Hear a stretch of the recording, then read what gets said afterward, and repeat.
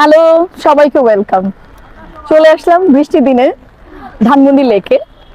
আসলে আমরা যারা কন্টেন্ট ক্রিয়েট করি, কন্টেন্ট ক্রিয়েটার, তাদের কোনো ছুটি থাকে না। আমাদেরকে সব ওয়েদারেই অ্যাটলিস্ট কন্টেন্ট রেডি রাখতে হয়। তো সেজন্যই চলে আসা। অ্যান্ড সবার সাথে দেখুন কত সুন্দর একটা সিন, যে সিনটা দেখানোর চেষ্টা করছি।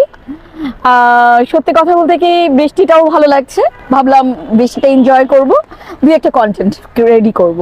যারা কষ্ট করে কন্টেন্ট করি, কন্টেন্ট রেডি করতে না অনেক কষ্ট। সেটাকে ধারণ করা, সেটাকে এডিট করা, সেটাকে সবার সামনে প্রেজেন্ট করার জন্য অনেক পেছনের অনেক গল্প আছে।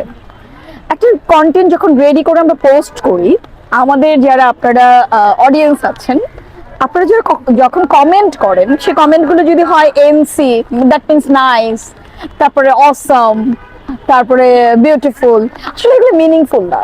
একটা কন্টেন্ট ক্রিয়েটর হিসেবে আমি যদি কাউকে কমেন্ট করি, তাহলে সেটা গঠনমূলক।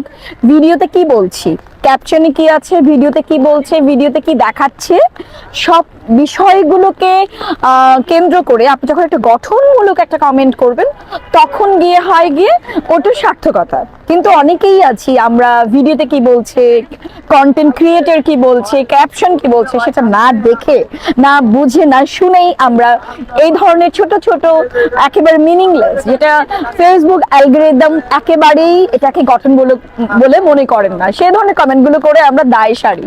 আসলে অ্যাকচুয়ালি এটা আপনার আমার কারোর জন্যই ভালো না। আপনি নিশ্চয়ই, আপনিও একজন কন্টেন্ট ক্রিয়েটর, সো আপনি যদি এই ধরনের কমেন্ট আমাকে করেন, আমিও যদি আপনাকে এই ধরনের কমেন্ট করি, তাহলে আসলে কিছুই হলো না, নাথিং।